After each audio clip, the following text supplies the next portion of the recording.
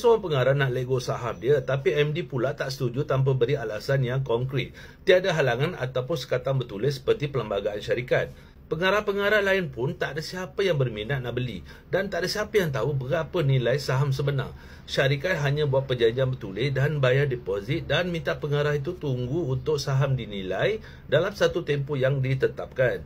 Selepas beberapa bulan, tak ada sebarang respon daripada syarikat dan time lapse. Ingat ya, kalau tiada pengarah sedia ada nak beli saham itu, saham tersebut sebenarnya boleh dijual kepada orang luar. Tapi kena ikut dulu hak preemption right, iaitu bagi peluang kepada pengarah-pengarah sedia ada untuk beli dulu. Anda sebagai penjual boleh juga tawarkan untuk dapatkan khidmat penilai saham profesional ataupun accountant bertauliah bagi percepatkan proses. Sekiranya time lapse, deposit dalam pegangan dikira hangus sebab breach of contract.